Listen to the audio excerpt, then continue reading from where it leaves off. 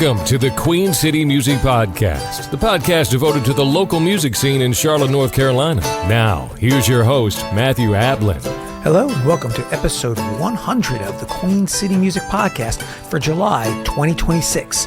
This episode of the QCMP is sponsored by Midwood Guitar Studio, Charlotte, North Carolina's own boutique guitar shop located in Plaza Midwood.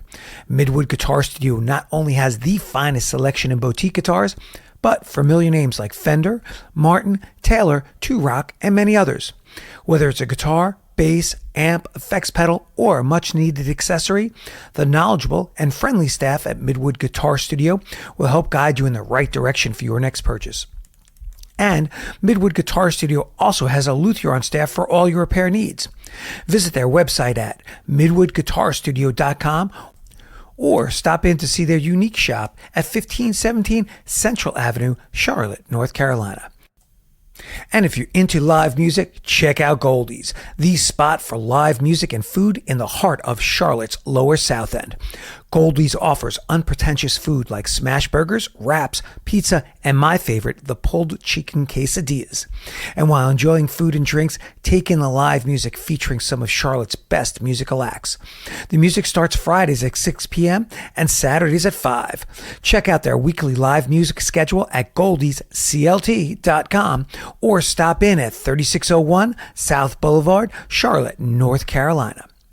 By the way, if you have a business and would like to become a sponsor of the podcast, like our friends at Midwood Guitar Studio and Goldie's, drop me a line at qcmusicpodcast@gmail.com and I'll discuss all the information with you. And if you enjoy the podcast, drop by MatthewAblin.com, where you'll find all my upcoming performance dates, social media links, original music, and a host of other information.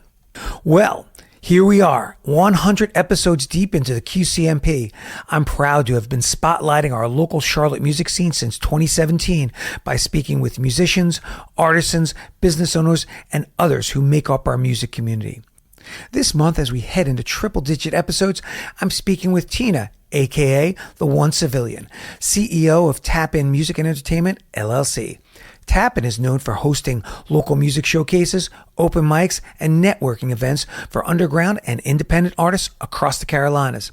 However, they're also involved with artist management, event curation, and so much more. But I'll let the one civilian tell you all about it.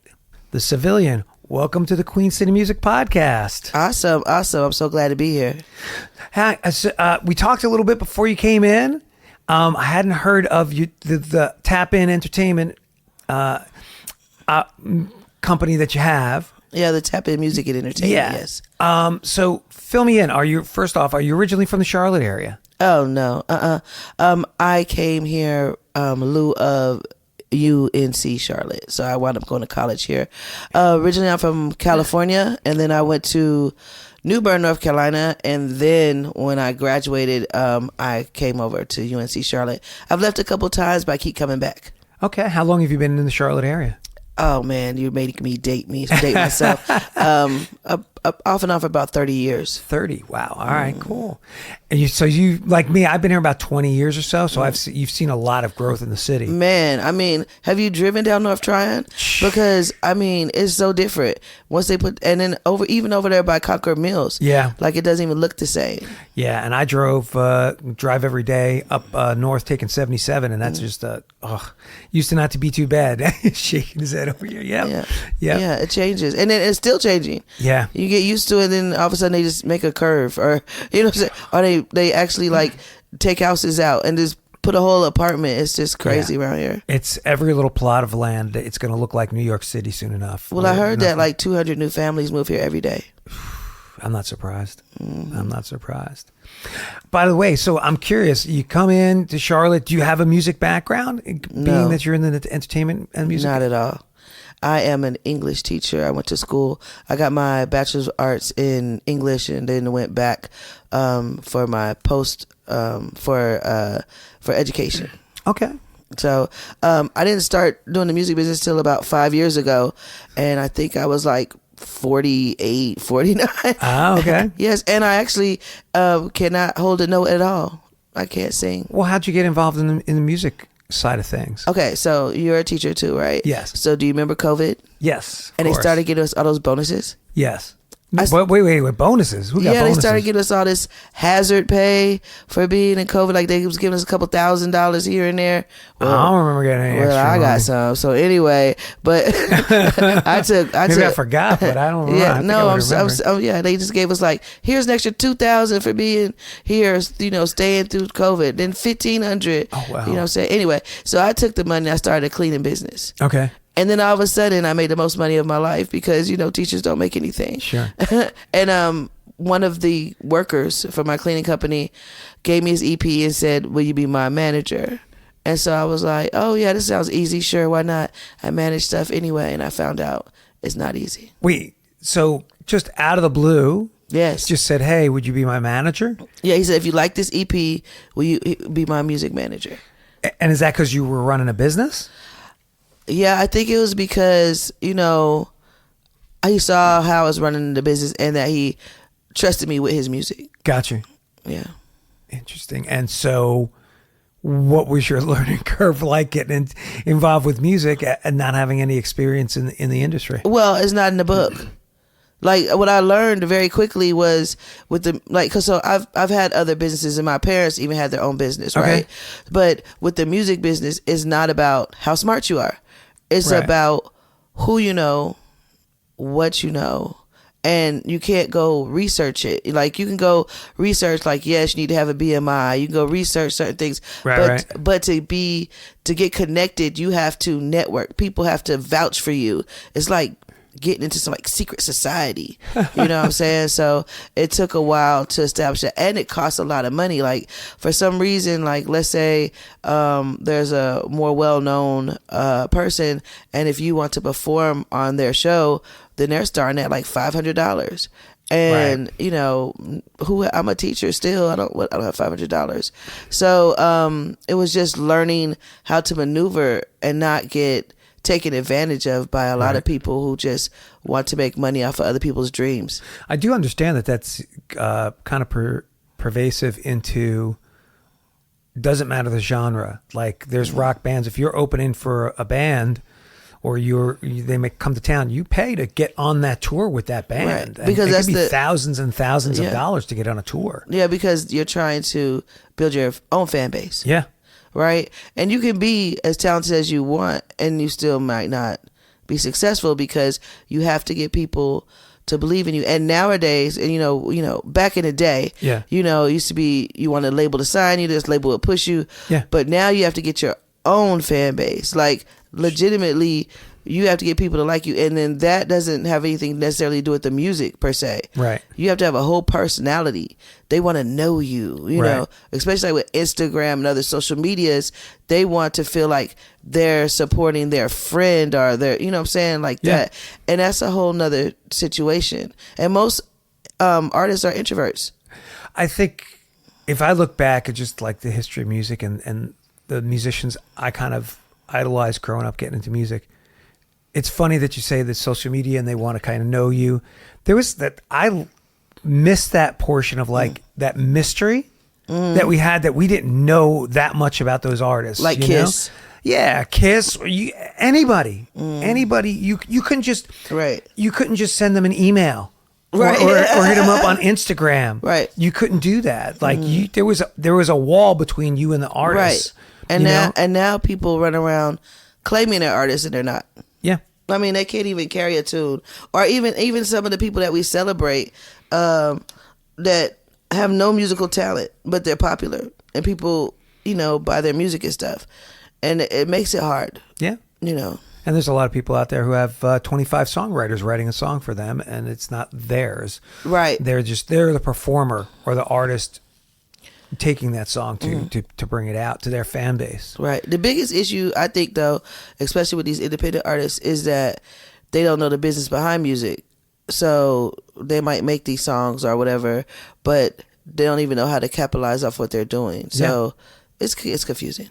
All right, so let's backtrack a little bit. So you start getting into music. You have this employee who comes up to you and is like, "Hey, you're running a business. Would you listen to my music and manage me?"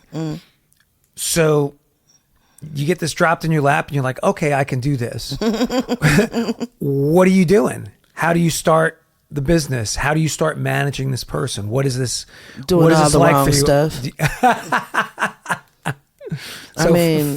I spent so much money. What happens? So what's supposed to happen? No. What happened really to you? happened? What happened to you? I mean, oh my God, I was spending so much money. I was taking the cleaning business and taking the profits from the cleaning business and putting it into the music business, right? Okay. And so I had to make a choice between the cleaning business and the music business. The cleaning business was making money, but the music business was more intriguing to me creatively, if that makes any sense. Yeah, but I'm So I started. So what happened was, after I started like paying for people's shows and stuff like that, and then being treated in a way I didn't like, right. I was like, I'm gonna do my own events. Yeah, but how do you? I'm curious. Like, you don't know anything about the industry when you jump into it. Well, see, he was already doing like open mics and stuff like that. Okay, And so you have to do research and find out that there's open mics and there's all this other stuff. He going already on. knew all that stuff, so I just started following him around and seeing what he was doing. Okay, and then started seeing how, like, for example, he used to go to this open mic 4 times a week. He would pay to perform, or they would let him perform for free. And what I noticed was that there was the same people there every time. Okay. So what are we doing? We're not doing anything because we already know those people. Right. So how is that gonna make us grow? Okay. Like, because from a business perspective, I see we need more clients. We need more customers. Yeah. Okay, so we can't just keep going to this one. So let's go find some more. You know what I'm saying? So now we're over here at this one, and then we started going to like a bunch of them, and then we have to start seeing if they even like the songs. All right, so I'm just gonna kind of mine that a little bit. So you got this artist. What genre are they doing? He's a melodic rapper. Okay, so he's doing rap. So are there specific open mics that cater to rap artists, or are you going to general open mics where there's a whole bunch of people who show up?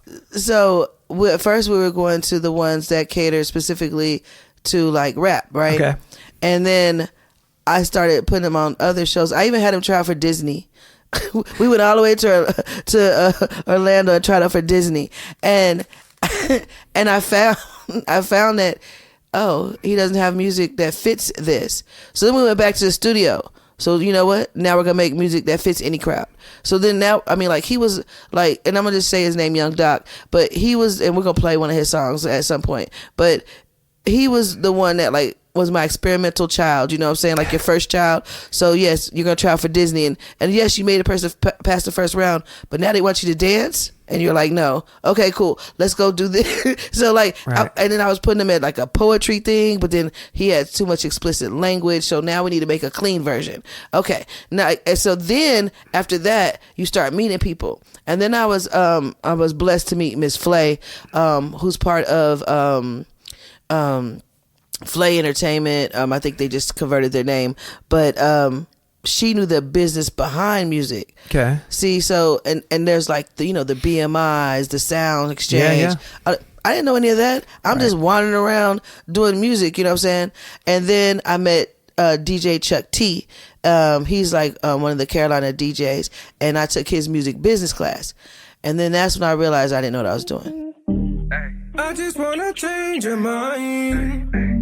I just wanna change your mind. Oh. I just wanna change your mind. Oh.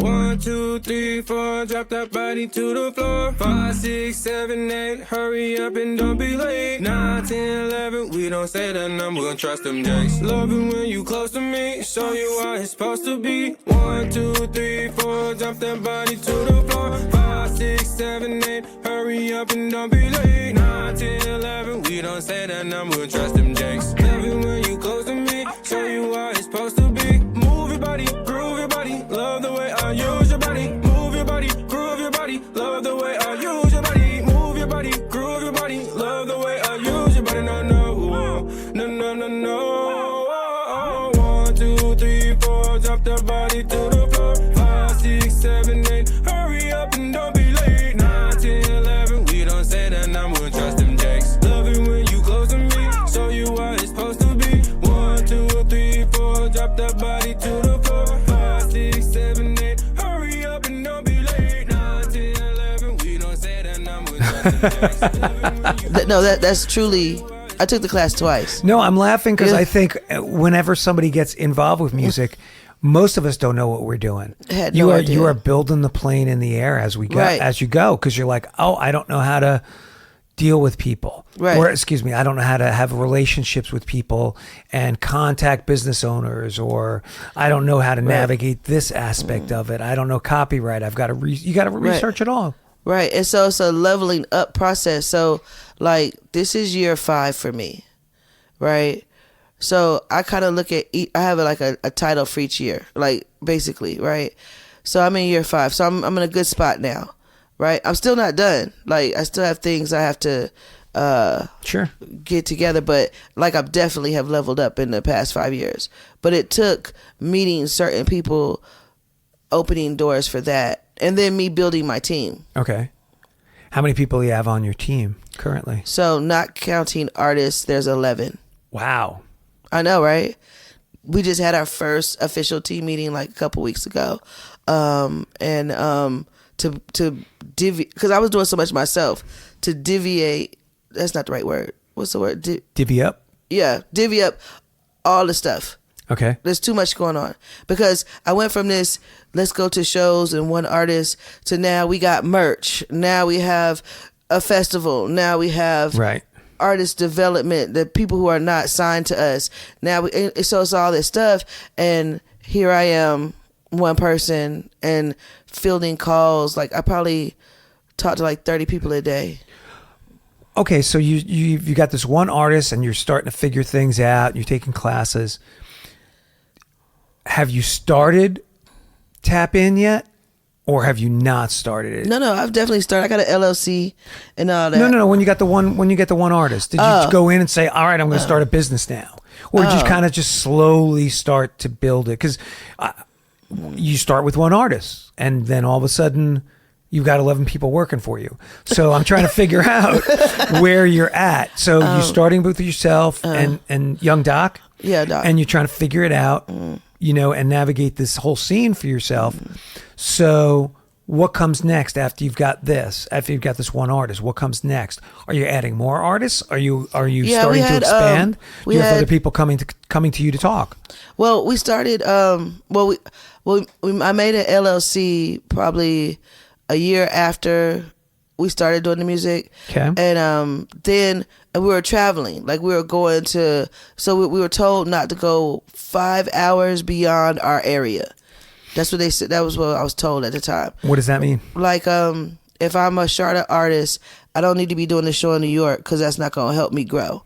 That I need to work my regional. Regional area, right? So I was doing that for a bit. We did like go a couple other places, but then we had other artists that would come because like we were doing these. Okay, so I had like 3 different shows. I had a tap in pop out, which is like beginner artists. Come on, it's a safe space. We'll give you feedback, right? Then it was Tap In Wednesdays, and that's where you got prizes, and then where you get more slots or whatever. And then I collaborated with other people that were doing open mics. So if you win at my show, then you could go to DJ Scott King's show on Thursdays. And if they won on Thursdays, then they could come to my show, to get the artists to keep paying and also to get them exposure. You know what I'm saying, like that. Okay, so you've got young Doc. You're starting to figure things out, and you start now putting on your own events. Why do you start putting on your own events? Is it because cost efficient? Okay, and then it became like. And see, the reason it was cost efficient, and because I didn't like the way that people treated the artists. You know what I'm saying? Like, okay, for example, there's this one show, I'm not going to say any names, but there's this one show where they get all these artists to sign up, like 50 artists, right? Yeah. And then they make the artists stand outside. What do you mean? Like, they won't let the artists in unless they have like 5 people after they've already paid. So they get the 5 people, and if those 5 people come, then they can, to support them, then they can go in. Right, so artists are just standing outside. You were there. So a pay to play? No, you already paid. But to get in the building, because the building's so full, because they overbooked the artists. And so then they herd them in like cattle, and they let them perform, and then they like give them this basic recording of them, and then they just send them away. But the artist would come to that because the person had a name from Atlanta or, from another city. You know what I'm saying? And so like when artists come to my showcases or open mics, I try to at least hear them out or speak to them or, try to invite them to something else or, give free shows to them, whatever. And actually try to help them with their music. Like, hey, that song wasn't great. Or your performance wasn't great. Or you're wearing flip-flops and you're performing. What are we doing? Right.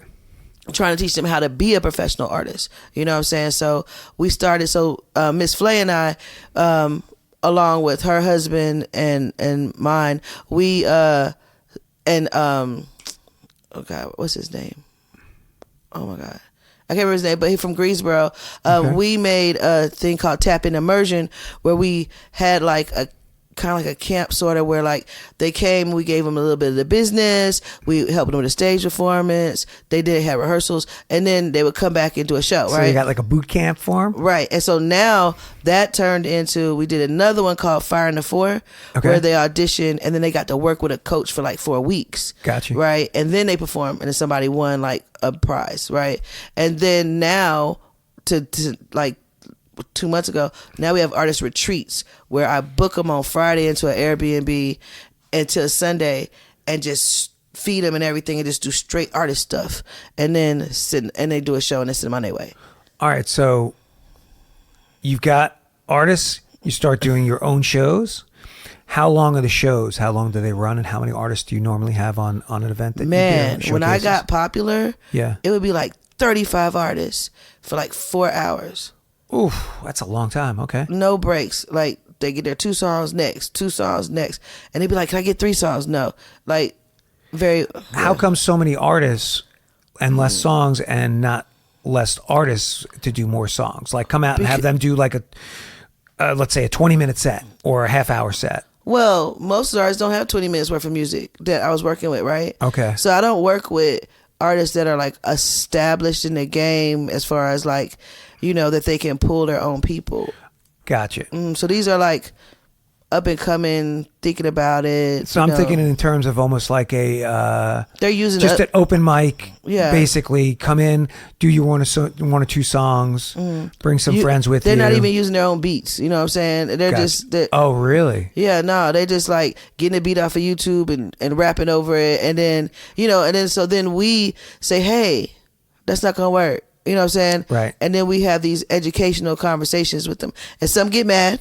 Yeah. And some of them are like, oh, okay, I didn't know this. So exposing, some of the things that they don't know. Like, for example, the second artist, Boulevard Jack, right? He was my second artist, right? Yeah. He's been doing music for 10 years. Had one of the hottest songs that I've ever heard.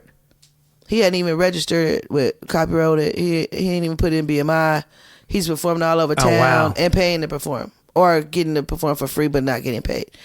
So, I did copyright the song for him. Sure. You know what I'm saying? But like, we didn't work out. But I still rock with him now if he showed up. I mean, he's an amazing performer. But the business sense, he might still need to work on that a little bit. But 10 years. Yeah.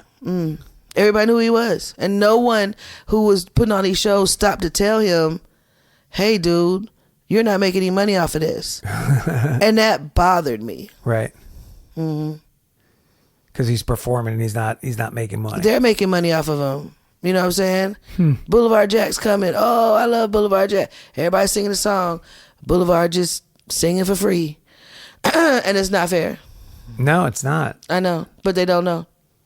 And it's a big trust issue because you can't trust everybody, because people have the ability to talk to you and make you feel like, oh, I know such and such, and I know this, and I've done this, and I've done that, and then but they don't mean they're gonna share it with you. They call it. Don't even mean they're being truthful. They might know all this to say all this stuff and to drop a lot of names, and it doesn't mean anything. I found over the year, being not so young anymore, but then the more people drop names, the less they really know about what they're talking about. I just smile now. I'm like, oh, that sounds great. Right, sounds great. You know all these people. Something called gatekeeping, and I don't know if you know. Oh yeah. So absolutely. they definitely have gatekeeping going on, even with promoters. Like even with me, like there's things that I may not be invited to, so I just create my own. Right. Well, I mean, we live in the 21st century now. The information's out there, right? And you could start your own thing. There's not as much gatekeeping as there used to be. You want to start a record label? Guess what? You could do that. Yeah. You can put the music out. You can do this. You can start your own entertainment company. Right. I could do it. Figure it out. There's not so much. You have to go through this person because that's the only way we do it now, right? Which is kind of interesting, right? But I do feel like, I'm gonna be honest with you, I do feel like there should be some kind of standard professionalism, something that does stop some of the music that's not, Oh yeah, but here's the thing: there's a lot of music getting released anyway. Yeah, and no one's listening to it. Yeah.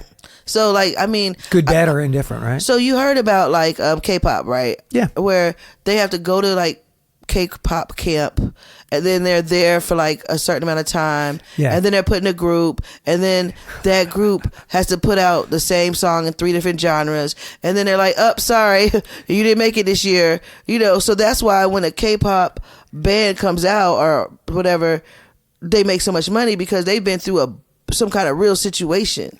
Well, that's like, if you remember, oh God, it's got to be 20 years ago. There was the guy, Lou Pearlman, who used to run an entertainment group, and he did all the boy groups. He did like not Boys to Men. He did like Backstreet Boys and all those kind of groups. And he started making it, and then he did a television show. And then they found out their contracts were they weren't making any money off the contracts. I'm not saying they do that in K-pop, but that's what they do. They send them to school. Here's how you dance. Here's how you look. Here's your hair. Here's your design. And honestly, even if you take that back, I understand some of the groups from like the late 50s and 60s, like not Motown. Yeah, Motown. They used to do that. What's his name?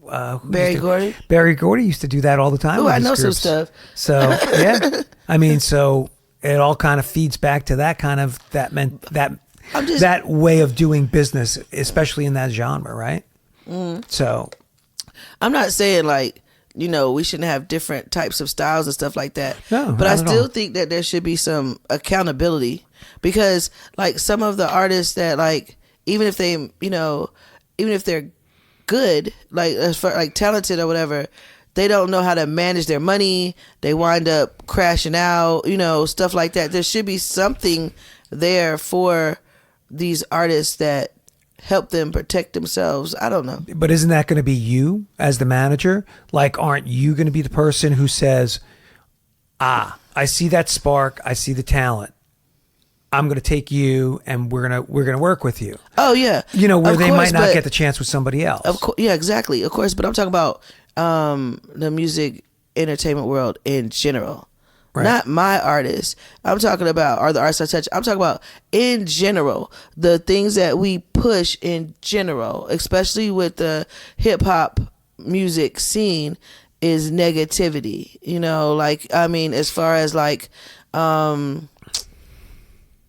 just like even the content, but it's more like we push like their faults and we glorify some of the things they've been through. And I feel like, there's got to be some kind of... Well, that's got to do with, I would think, that's got to do with the industry. Right.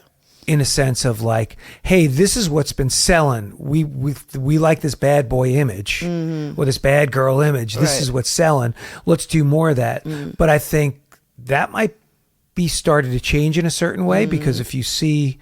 What was the news lately? For the first time in like 30 years, there's been no hip hop in like the top 10. Right. And maybe because it's starting to all sound the same after a little while. It's not because that's what I'm saying. Like, you can make, like, okay, let's say Tupac, right? Yeah. Tupac, you can play a song right now and you can still be like, okay, that's a good song. You know what I'm saying? Like, sure. Like, you can still enjoy it. But some of the music that's been going out, it's just been like, no one looked at it to make sure that it was, it was blended correctly, that the rhymes made sense, that, they just, oh yeah, here he goes. Look, we know this person from Instagram. Oh, they made a song. Let's just push that song. And it trends up, or it's on TikTok and we got this cute dance to it. And so whatever, but it's not quality music is what I'm trying to say. Yeah. You know what I'm saying?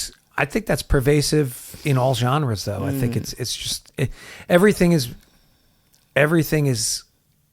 Commercialized?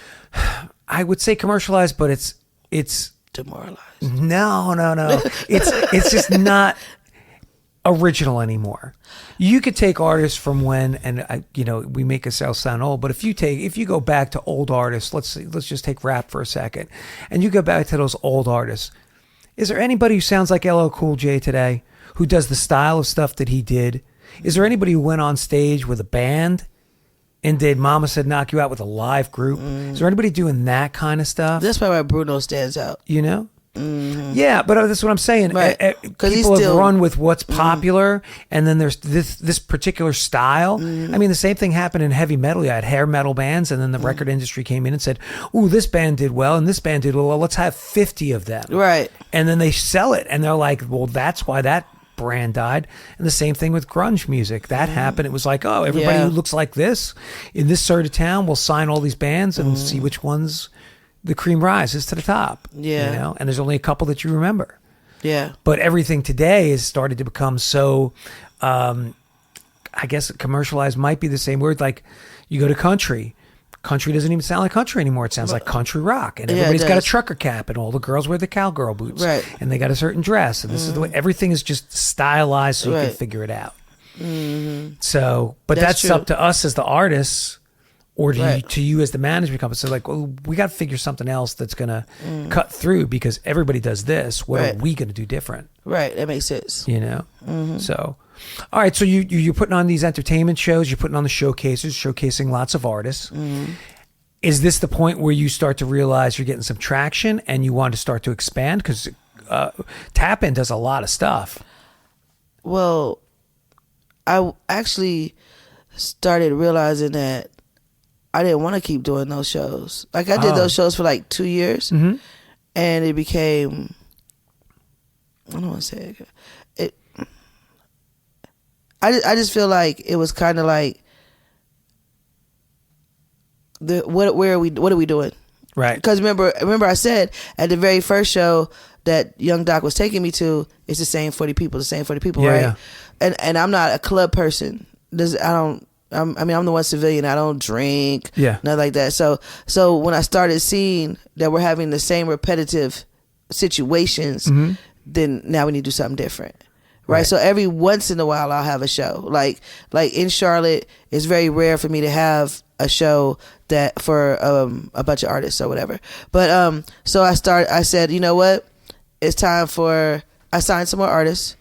And I was kind of looking into like fashion a little bit, because some of my artists wanted to model.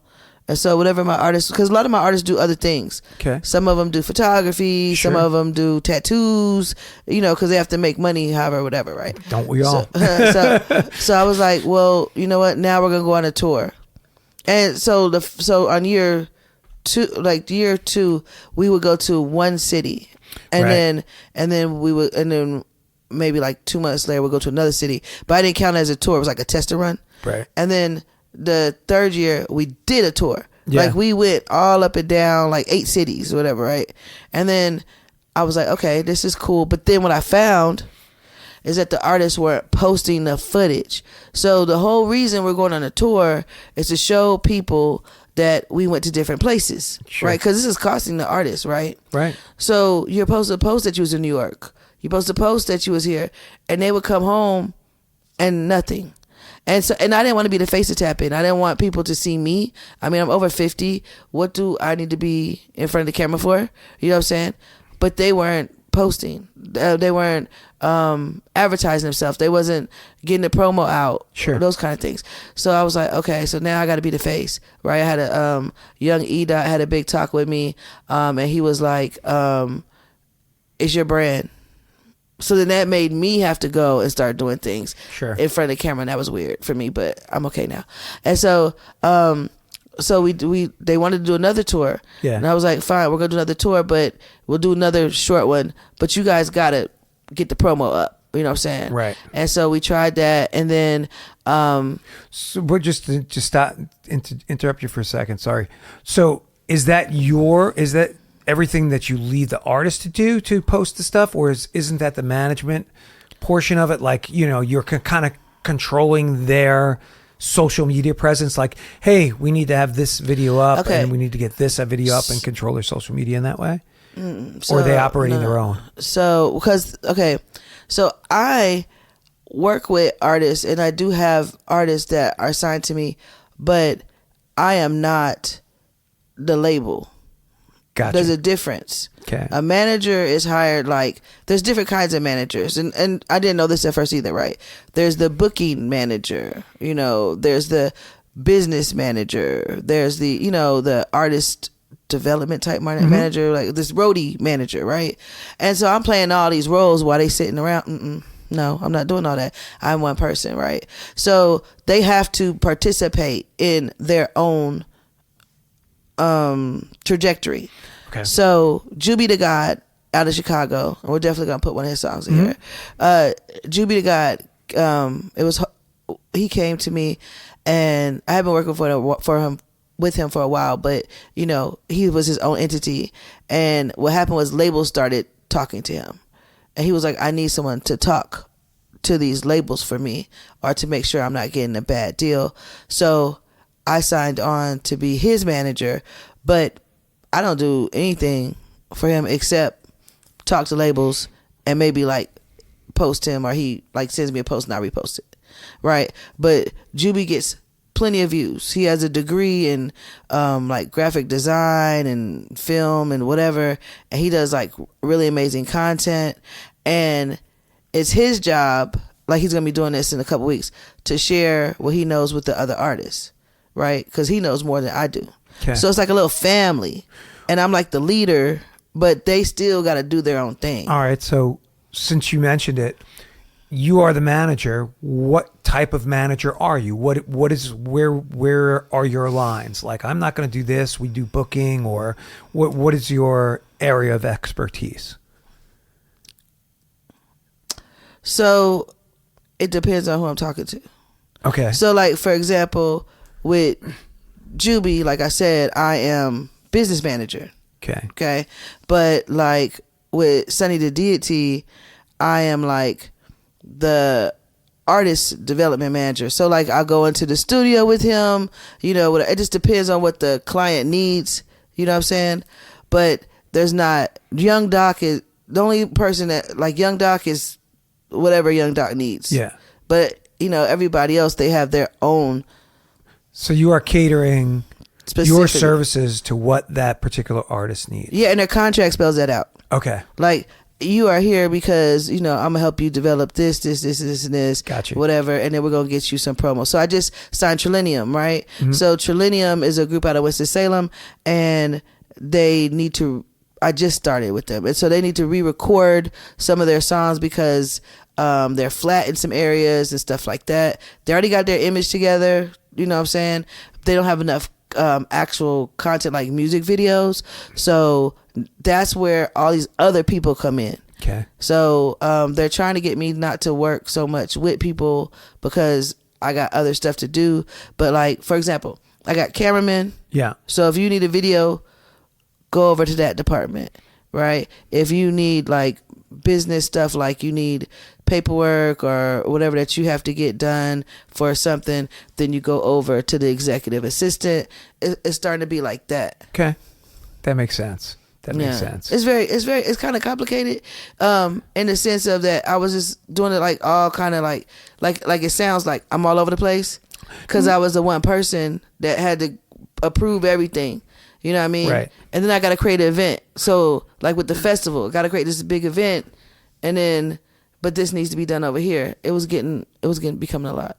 No, when you say you're catering it to each artist, what their needs are, that makes sense. I wasn't sure if you just did a whole bunch of things, or, and this is what we do for everybody.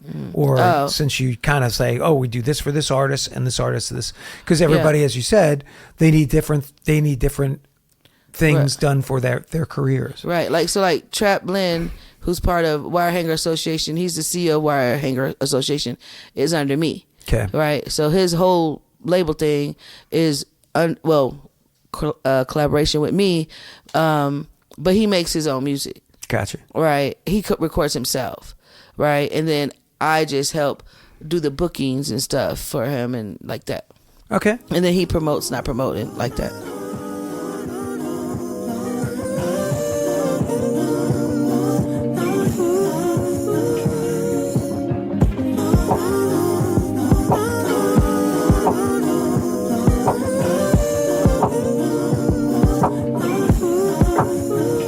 I know it's hard dealing with your day-to-day. Every in your face, work hard, play hard, tender cake, anime. What's love got to do with that teen inside of you? I know your parents proud, but tell me, are you proud of you? Doing what you gotta do, being busy as you are you satisfied? A lot of people get your passive side, the same who will probably leave you high and dry. Don't worry about it, I won't lie and say you got some time. Girl, the bottom line is, time gon' really pass you by. If you staying grounded, please don't tell me that you scared to fly. Don't give me the words and tell me, baby, that you scared to try. Let me find out your is wasting time. When you let your hair down and you take them clothes off, and you clean that makeup off your face and you doze off. Tell me what you dream, the girl that inspires me, and put the sparking little girls who aspire to be you. That's our beauty, what you do to me all the time. It's hard to find someone like you, one of a kind. How you do it? So at what point did you start to expand Tap In? You go from artist management.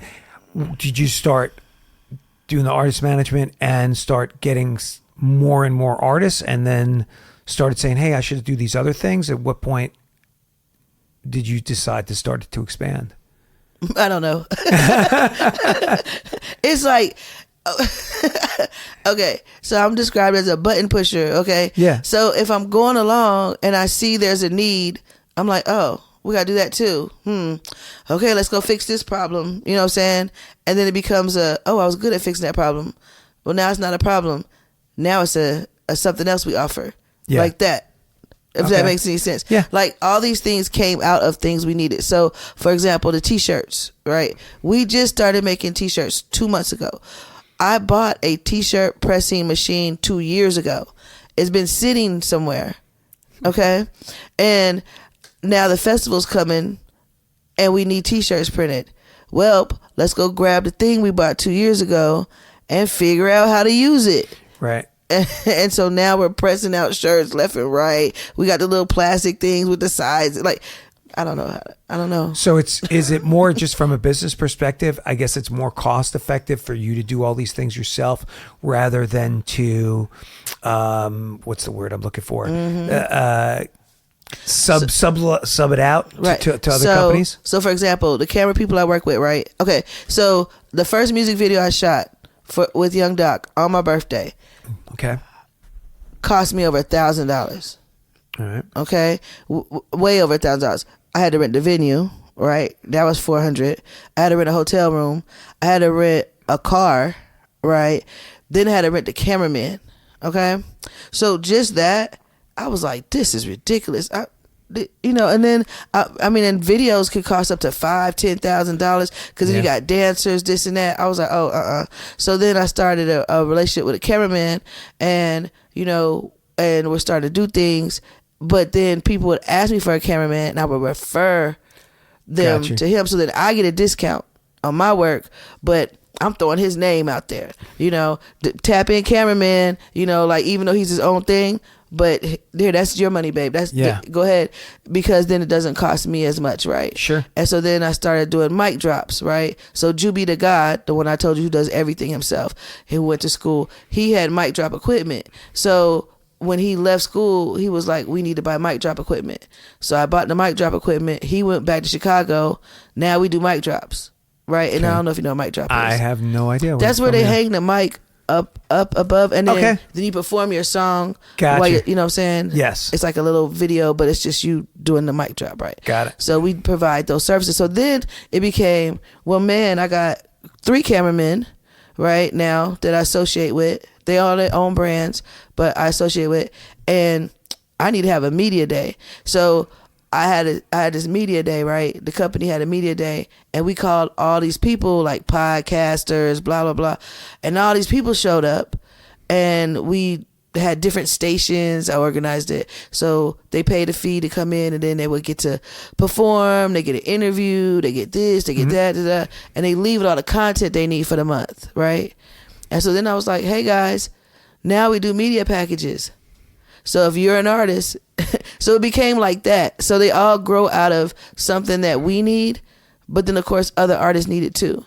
And we try to not charge $1,000 for something that could be done cheaper, you know what I'm saying? Sure.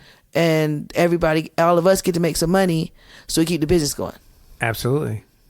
So how much expansion? You got so much going on. You got the event stuff, which you do. You got the artist management. What comes next? Take over the world. You know I'm about to say that. Yeah, I mean, like, no, I want to change the way we do business. I really feel like if we put the artists in mind, then we'll all make more money and we'll all get better music. That's a great thought. I mean, honestly, you know, again, I have an educational background. So, all right, this is the way I look at it. An artist has a dream to become an artist, right? Yeah. I mean, they're sitting in their room and their music is playing in their head, right? They're creating words from God knows where, and they're matching it with sounds, which is something I could never do, okay? And it's almost like, and it's like something that's in them, like a call, like being a preacher or even being a teacher. It's a calling that they're gonna do regardless if they get paid or not. You Absolutely. know what I'm saying? Yeah. And then here I come, right? So am I a person that's going to help them cultivate this dream and try to help them as much as I can to get where they're trying to go, you know, without, you know, putting myself in the ground, of course, right? Right. But am I going to be a supporter of their dream, or am I going to be someone who takes from their dream?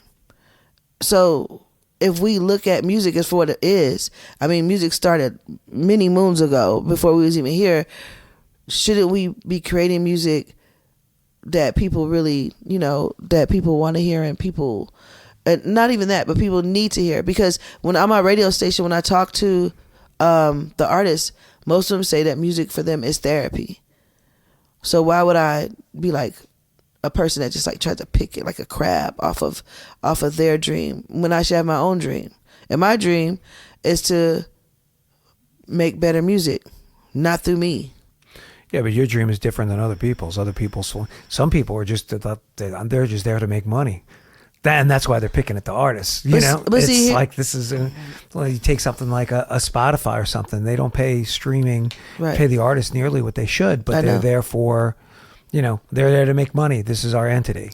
Yes, but here's my problem. And this is like beyond music. What is the purpose of money? So like, if you're making a whole bunch of money and you're doing stuff with this, what are you doing? What's your purpose in money? Because like, it's just, what is your purpose in being here? Because like, if your purpose is money, to do what is always the question. So you can make as much money as you want, to do what? Yeah. Well, there's only 3 purposes for money. What is that? You save, spend, or give it away. You can only do those 3 things with it. That's it. Yeah, but okay, so let's say that I'm a spender. I mean, at some point, there can't be anything else I want to buy. You know what I'm saying? And so when you do things and you're doing it at the expense of other people, then like, what is the point? I don't know. That's just how I look at stuff. Yeah, and that's a great way to think of it. Unfortunately, there's a lot of people out there who are just going to piggyback off of artists, and they're going to take as much as they can because they can. I mean, that's been happening in the music industry since there was an industry. I mean, I don't even pay teachers what they're worth, so I get it. Yeah. You know what I'm saying? Exactly. So I understand, but morally, I'm not saying that. Hold on, let me stress this. Yeah. I'm not trying to go broke. No, You know, you're in business to make money. Right. I am in business to make money, but not to rip people off. Yeah. It's two different things. Yeah. It's almost like being in the financial business where you're, quote unquote, a fiduciary. You know what a fiduciary is? I've heard fiduciary is there. It's a very sexy word. It's there to do the best for your client. You're doing the right thing for your client. I've seen those commercials. So if I'm a financial fiduciary and you invest with me, my job is not to sell you stuff that's just going to make me money. I have to do it because I know that it's going to be the best thing for my client. And then it's going to make you more money in the long term. Exactly. Because then they're going to tell their grandma, you could invest with Fred. Yeah. He did this for me. You know what I'm saying? Right. Yeah. But there's people who like give those like loans that are like really high interest rates, and they get you and then, you know, you pay them back or whatever, but you'll never go to them again. You know what I'm saying? Yeah. Predatory lending. Yeah. Yes. That's unfortunately part of our society today. Well, yeah, I understand. I don't belong here. Well, unfortunately, there's just people like us who are just around who want to give back and support. You know, I have people all the time ask me, I shouldn't say it. People ask me all the time. I have a friend of mine talking to me about the podcast, and he's like, you know, do people do stuff for you because you do podcasts? And I said, no, man, I'm not doing it for that. I'm doing it to give and shine a light into what's going on in the Charlotte music scene. Mm-hmm. The artists, the musicians, the business people, and to support the scene because I live here and I'm part of the scene. I'm part of this ecosystem. You know, if somebody does something for me or they can connect me with somebody else, that's great. But I'm not looking, you know, for somebody to come on my podcast and be like, oh, well, Civilian, what are you going to do for me after you've been on my podcast? Like, I'm not looking for that. I'm looking here to help you promote what you're doing and the artists and to make a really good, strong Charlotte music scene and to document the scene.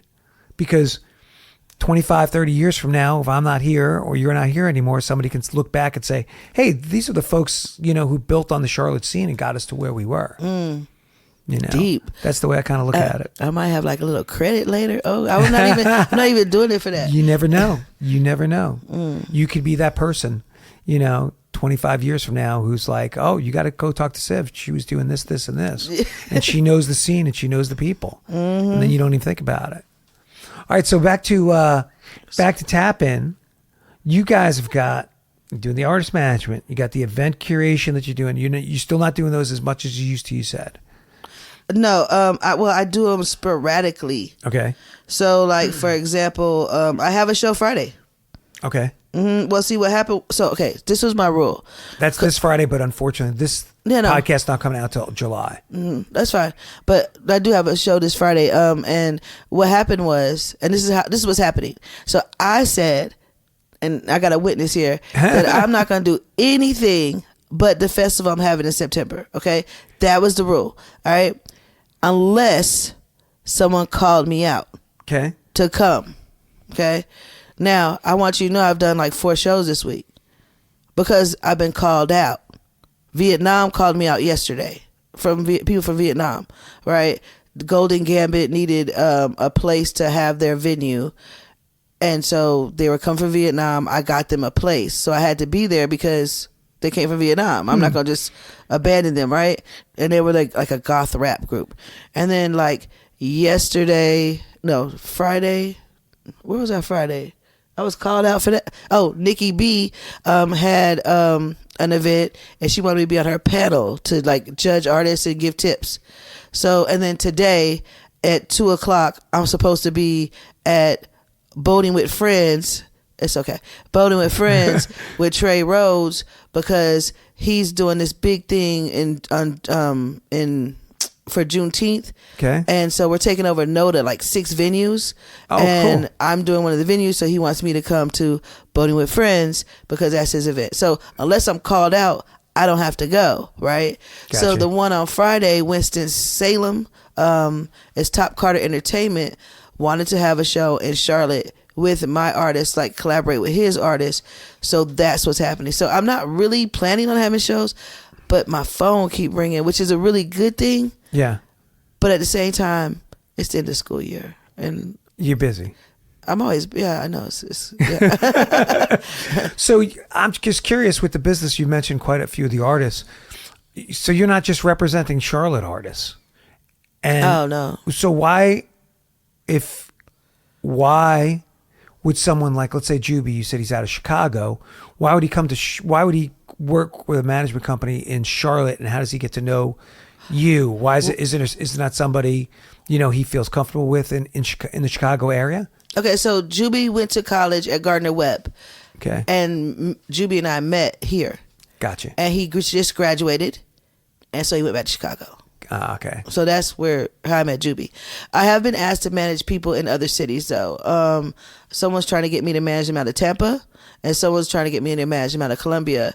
But I agree with you, right? Because, like, I know a lot of stuff can be done online, but it depends on what kind of management they want. Sure. Because if they want me in the studio, I'm not going to Columbia, weekly for the studio. It'd have to be arranged, sure. right?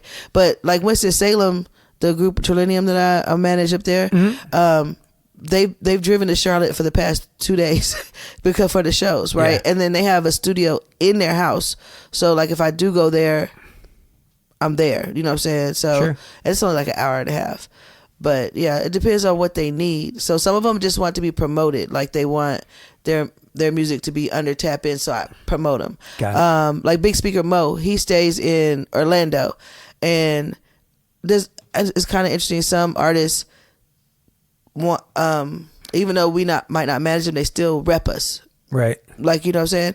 So Big Speaker Mo is not managed by me, but every time he makes a video, he has my logo in there. He asked me if he could do it, and I'm like, that's fine, because he's like serious about his music, but I don't manage him at all. But Okay. he's a super supporter. All right. So what's your what's the way I want to say it?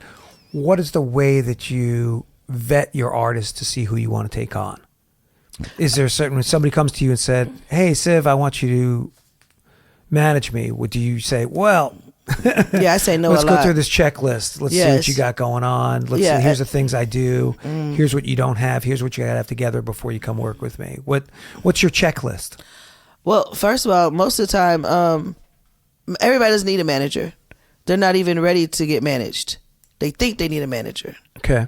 So if that makes any sense. Yes, right? it does. So I kind of do like a check, like to see like if how their music is being recorded. What's their music like? Do I even think their music is commercial enough to be pushed? How much work I'd have to put in to even get them there? Sure. If I see some potential talent, even if they're not all the way there, then I will sign a 3-month artist development Gotcha. thing, and then at the end of 3 months, it's over. You know what I'm saying? Like you don't really need me to manage you. What you really need is this service, right? As far as management, I have to feel like you're going to be consistent. That you're going to have to actually like do the things that you need to do to be business ready. Okay. Yeah, and you have to be like locked in as far as like focused on, like you have to really want to be in music. It's not a hobby. Sure. If that makes sense. You know what I'm saying? Like there's a lot of people who do it for the fan, like to feel good about themselves, but they're not really musicians. It's like that's what they do on Friday nights is right. Perform. So and they always, and another thing is the biggest thing that I look for with people I work with is consistency and being able to accept feedback for growth. If they like, I'm the hottest out here, I don't need that, then you don't need me. Right. You know what I'm saying? So they have to be able, and they have to like let their family know that I may call or text, because I've had like family members, like they're dating someone or something, and like, who is she? And it's like, this is business. You guys got to be locked in on this business. Right. It's got to be, a thing for them. So I can't. They got to work at least half as hard as I do. Right. So you are sticking to the artists that you have. Are you sticking to one genre, or do you have a different genres that you represent? I'll take any genre. I mean, I feel like music is music is a feeling, like Sure. it's an emotional, I mean, I'm sure that you could think about like when you went to prom, what song, if you did go to prom, what song played, and then who you were dancing with, and it brings back memories and things like that. It doesn't matter what genre it is. I feel like, but I will tell you that like if it's something that I don't think I can help you with, then I'm not somebody that tries to sell you on something I can't do. Right. So like if you are a hard rock band, I'm gonna tell you I don't know much about teaching that. Right. But if I really like the band, I'm willing to go figure it out. Right. If you find someone that you like, that you can work with, yeah. Oh yeah, I'll find the connections. You know what I'm saying? What I want to be. My overall goal is to become a plug, Right. like a music plug. Like, oh, you need this, you need that. I got this person. I want to be Angie's List for music. Yeah, that's it right there. So just you mentioned it, I'm going to ask you, do you worry that you do too much? Like, you're going to be the Angie's List. Are you worried that it's too much and that you should be focusing on certain things, aspects of the business? That's what the team is for. Okay. I mean, I was doing too much. I'm still doing too much. But it's going to start slowing down for me. And the team is going to pick it up. Okay. The only person that's not replaceable in this business is me. Just right now. And I don't mean that disrespectfully, right? Yeah. I mean, I like the team. Like the team I got right now, I'm very happy with. But it took me 5 years and how many people I lost to get to this team right now. Right. And there's 2 people on the team that I don't know how long they're going to make it. Right. And they know I will cut them as far as the overall aspect is to serve the artists. And there's going to be artists that might have to get cut too because they're not serious. But the overall it's like we're trying to make something that isn't there. So either you have to be with the vision or not. And that sounds like really kind of mean or whatever. No, but you're building. I'm building in this foundation. Once this foundation is made, and it's taken a long time, right? Because I had a tutoring business. I've had other business that instantly money is in there. I know how to work. I'm a workaholic. So if you're someone that's taking away from what's going on for personal issues, you can't be here because you're draining the energy level and stuff. So you know what I'm saying, we don't have to be friends. We ain't gotta like each other. You need to do your job and do what we need to do, and then Sure. Yeah. I get that. All right, so let's tap in a little bit more to no pun intended. Let's tap in a little more some other stuff. So I'm looking in. We've talked about doing the artist management, some of the artists that you got. We talked about event curation and put it on showcases for different artists. But wait, now as far as event curation, Yeah. it's not just music events. Oh, okay. I do sip and paints. I do networking events. I even have like a resume building workshop whenever it's ready. Like I want to do like birthday parties.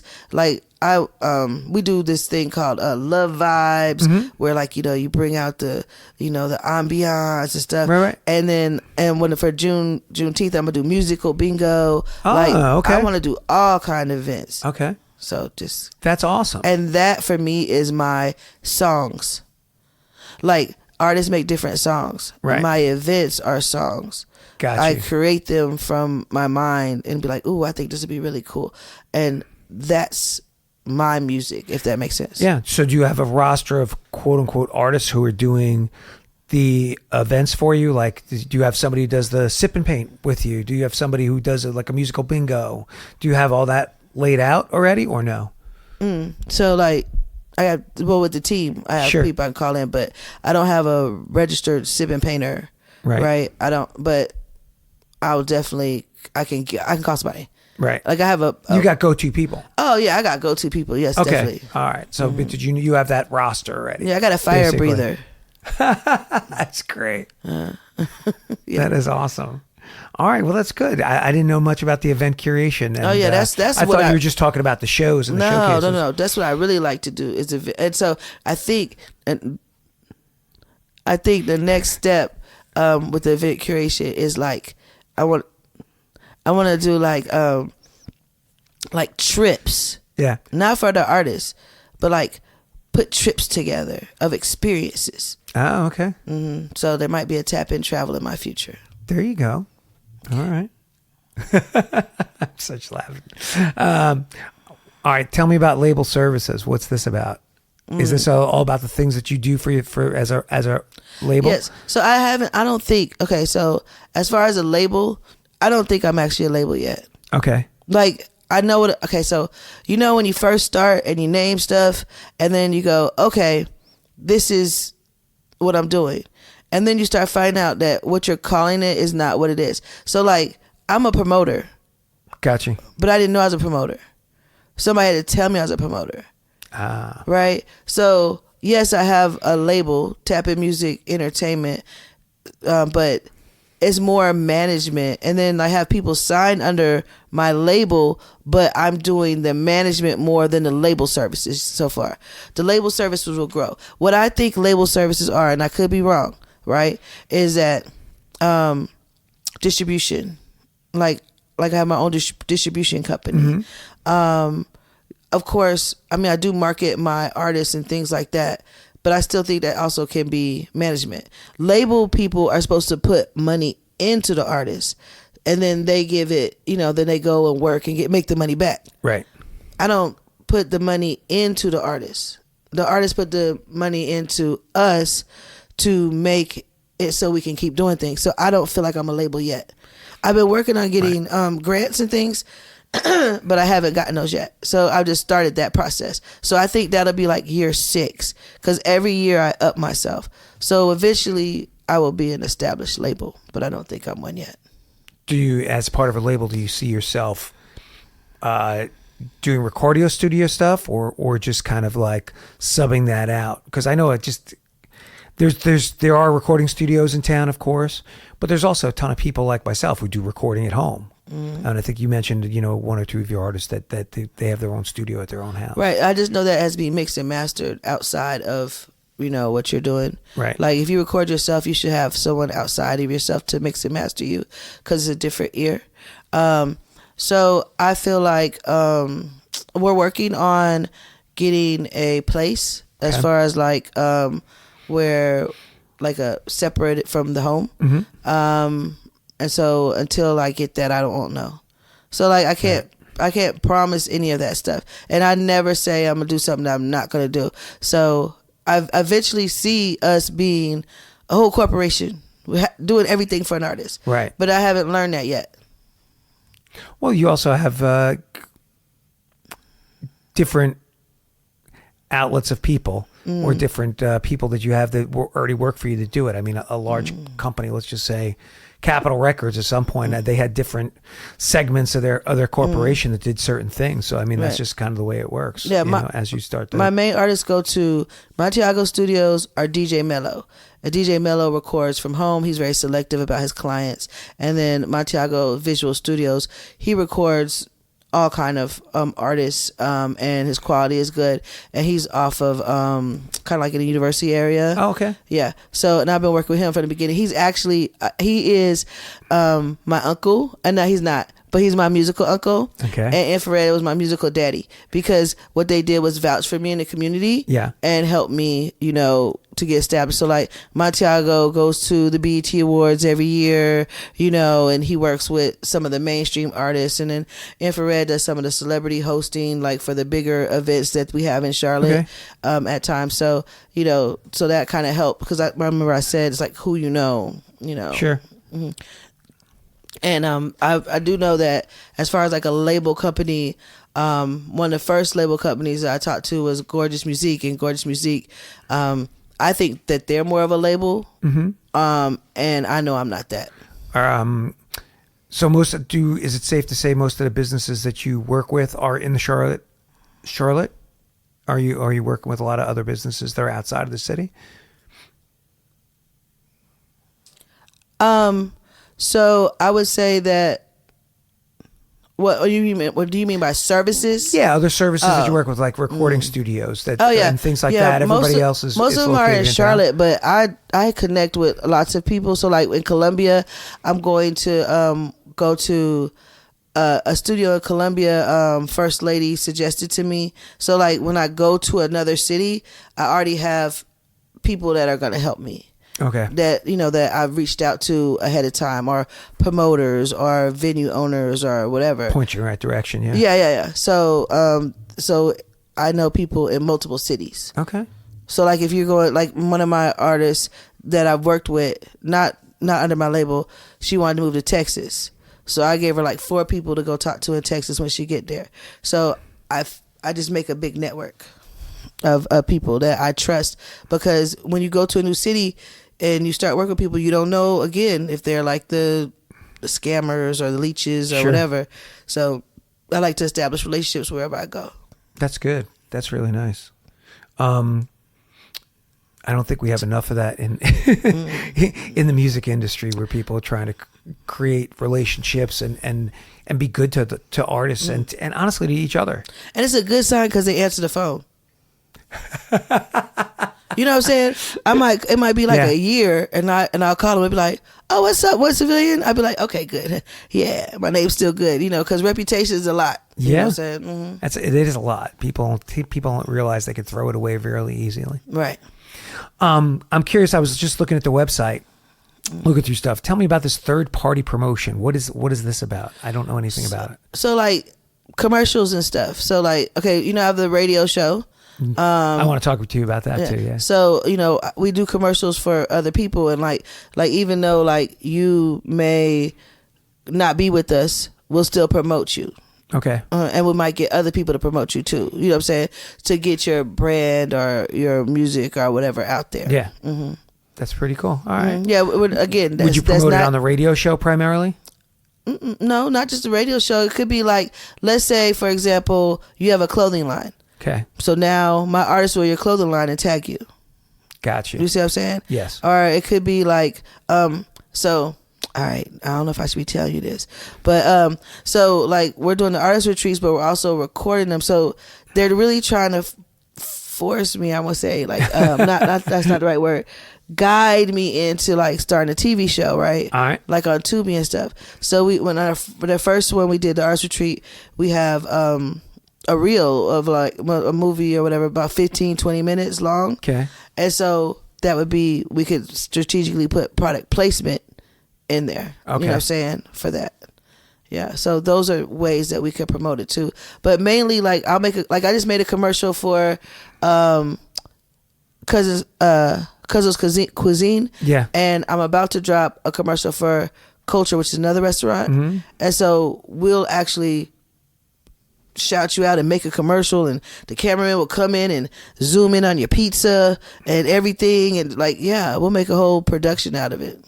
Nice. I'll have to see if I can hook you up with one of our local partners. Oh, cool. They do Blackberry lemonade. Oh, yeah. And they're awesome. Yeah, I mean, and I am a cornball, so like I'm literally in there drinking. Like, I gotta show you some of my commercials, but yeah, definitely. And our YouTube. So we just hired one of the interns is gonna like blow up the YouTube. Like I have all this footage that need to be dropped on the Tap In page, and so my website's about to get updated too. So because I don't do tech very well, over 50, not really good with the tech, and an English teacher. So literally, that's what we just put into place. That by June 30th, all these things are supposed to be done. Okay. So we're gonna see a lot of the other promotion that instead of just on Instagram. Yeah. You'll start seeing it in the other places. Okay. TikTok stuff. So since you brought it up, fill me in about the radio show. When did you start doing this? Where can I listen to it? Is it on YouTube? Is it on the radio? Okay. Well, it's live. So, all right. I think it was November or December. I started the radio show. What happened was of this 2025. Yeah, I just started it. Okay. So Infrared had the radio. He was on the radio at first, and so he did a tap in takeover. So I brought like 8 artists, and we took up 2 days of his show. And then he was like, I really think you should have your own radio show. And so, of course, I didn't want to do it you know, but I was like, man, this would be a really good platform for artists, because again, more exposure for artists. And they also, because, you know, if their ISRC code is embedded, they get the credit for being played on the radio, and then they get to practice their interview skills, right? Why not? So I started the radio show, Tap In Radio. It's on Highly Unique Radio in Charlotte. So Highly Unique Radio, CLT. So there's one in Atlanta. It's a very big organization, Highly Unique Radio. Yeah, they've been out for years. The Charlotte station has 90,000 listeners a month. So I don't know how many exactly I get, but I'm on Mondays 5 to 6:45 every Monday, and you just download the Highly Unique Radio Charlotte app. And I'm on there, and there's other great radio stations on there too. Classic Coco will be starting like next week, and she's been doing it for a while.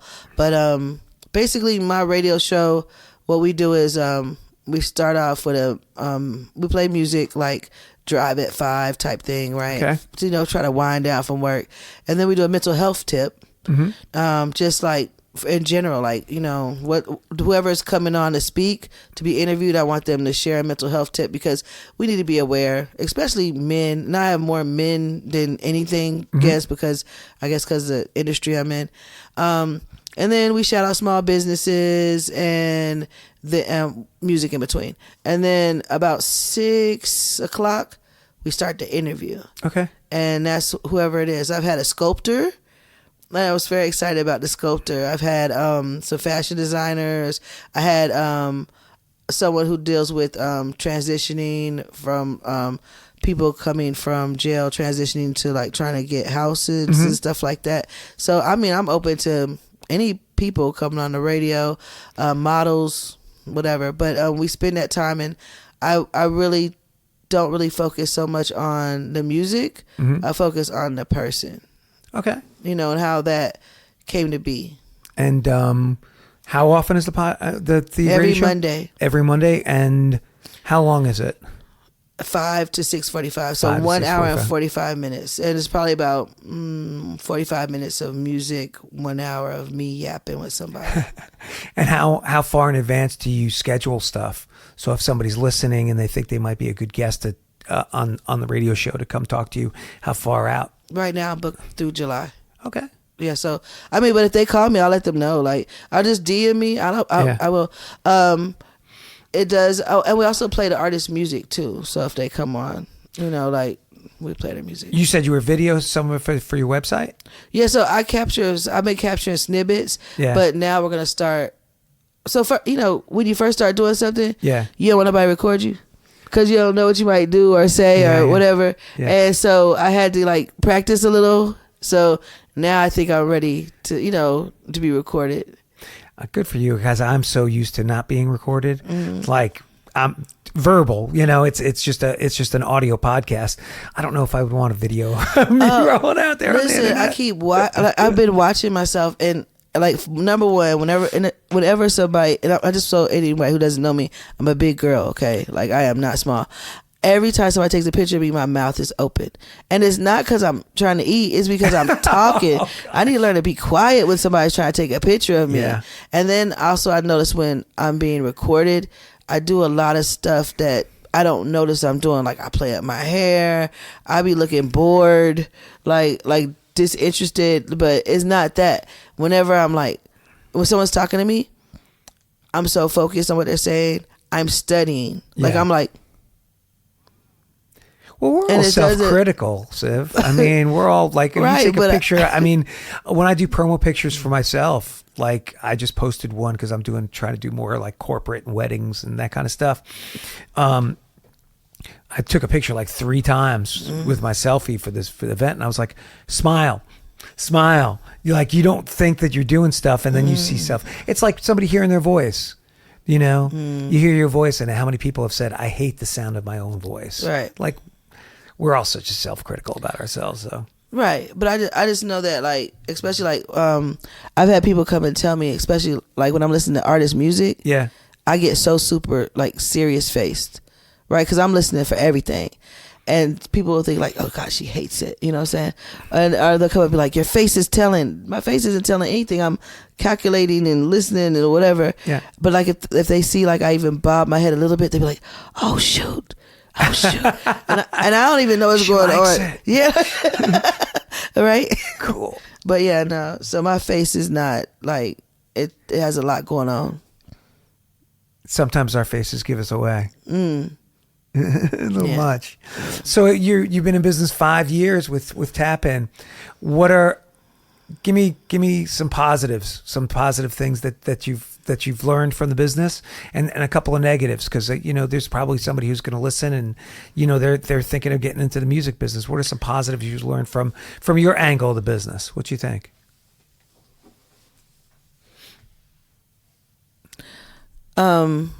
Positives.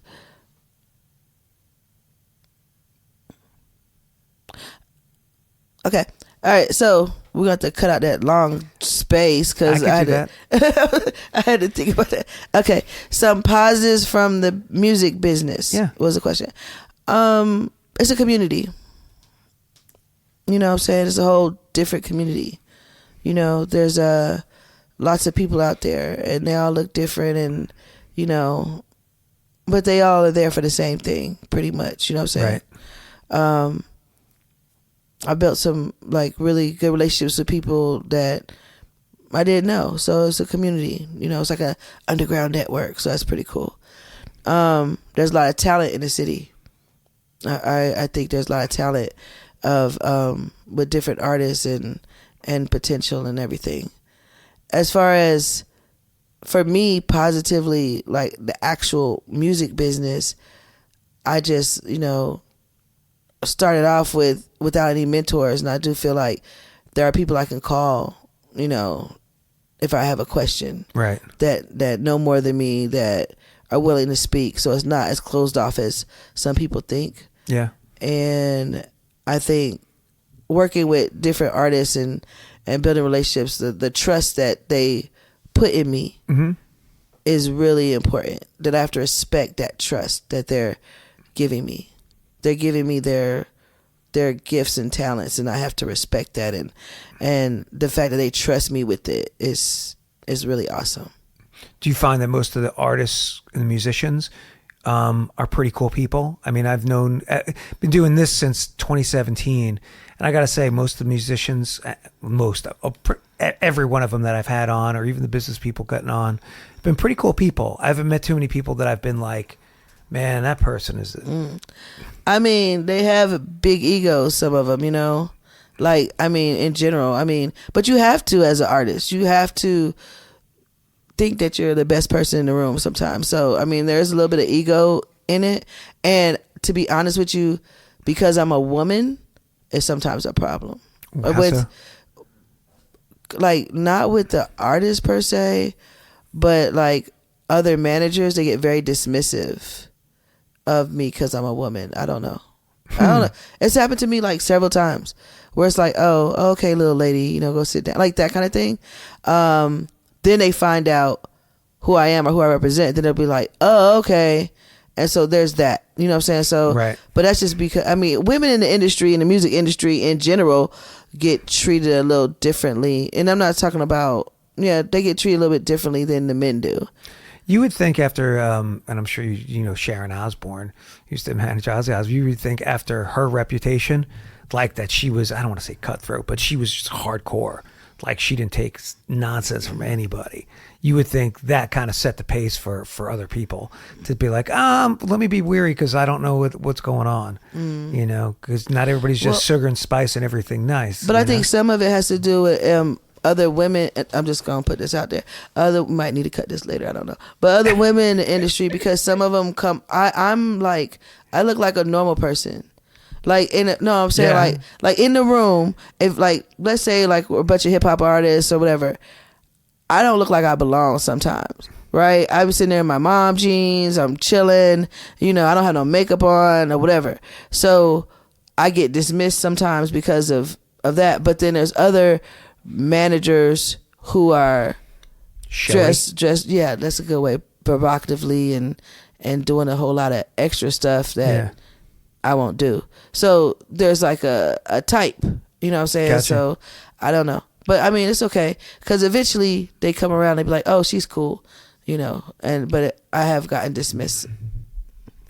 Just being a woman. Mm-hmm. Yeah. Interesting. And also, I'm older too. So, you know, come on, auntie. You know. You would think that would be a plus, being a little older, that they would think that you know what you're doing.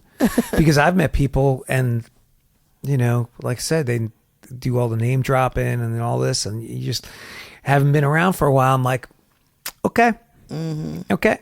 Well, yeah, You but know? if you do, like, as a woman, if you do more rhythmic things on whatever, you get more followers. So I don't have thousands of followers like that. You know what I'm saying? Right. But I would tell you that the followers I have, most of them I know, like I've talked to.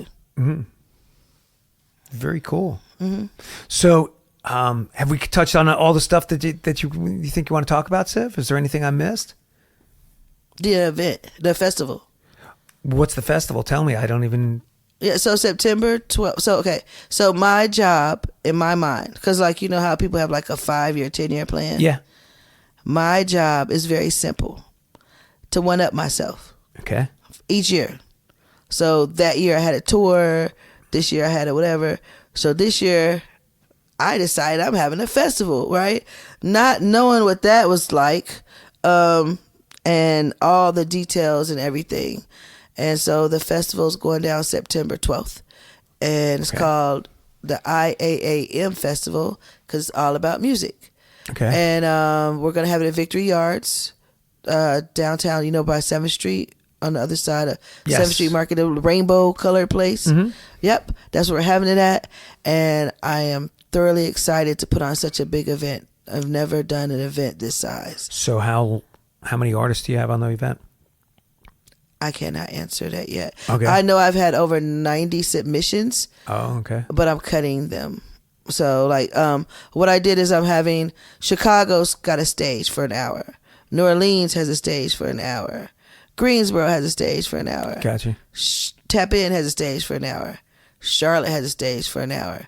And then in between that, I got specialty acts like children dancing and people with hula hoops on fire and some line dancing and like in between. So it's not just like artists. Yeah. And food trucks and vendors and all that stuff. So like, yeah, but I don't know. When I make the schedule, I got to see, you know, exactly how many I can fit. Right. Because I don't want to overbook and I don't want it to like sell somebody a slot or invite someone to come and then they don't get to perform. Okay, so this podcast is dropping in July. Mm. Where can we go to find out more about the festival that you're doing? Mm. It's at Instagram at IAAMFEST. Okay. And hopefully it'll be on my website by then. Okay. Because all the info. that's the goal, is to put it on my website. That sounds awesome. And if we want to get in touch with you or we want to touch base with Tap In, how do we do that? Okay, so you can hit the website, which is tapinmusicent.com, or you can hit me on Facebook at Tap In Booking Services, or you can hit me at on Instagram, The1Civilian, THE1CIVILIAN. That's CIVILIAN. The1Civilian, or the Tap In CLT page. There's lots of ways to get in touch with me. Also listen to my radio station on radio show 5 to 6:45 every Monday at Highly Unique Radio CLT. If you have an Android, there is a link that I can send you, so just ask me for it and we'll be live on the air interviewing people. And if you want to get interviewed, tap in with me. There you go. Send me a link because I'd love to download the app and get it all. No problem. So I can listen. Okay. Awesome. Well, great having you in, Siv. It's great to meet you, and I wish you much success. No, thank you for taking some time out your schedule. Absolutely. All right. Have a great day. Bye-bye. Thanks for listening to episode 100 of the Queen City Music Podcast, and I hope you'll go back and check out past episodes. And if you've enjoyed the podcast, please give us a like and follow on your favorite streaming platforms. As always, if you have an idea for an episode or would like to be a guest on the QCMP, reach out to me at qcmusicpodcast@gmail.com. Also, check out our local partners. Charlotte New Music at charlottenewmusic.org. Black of the Berry and Lemonade at btblemonade.com. The Evening Muse at eveningmuse.com. And our newest local partner, Earshot, at earshotevents.com. If you also would like to become a local partner, touch base with me at qcmusicpodcast@gmail.com. Until next month, get out there and support the local Charlotte music scene by hearing some of the talented artists who call our city home.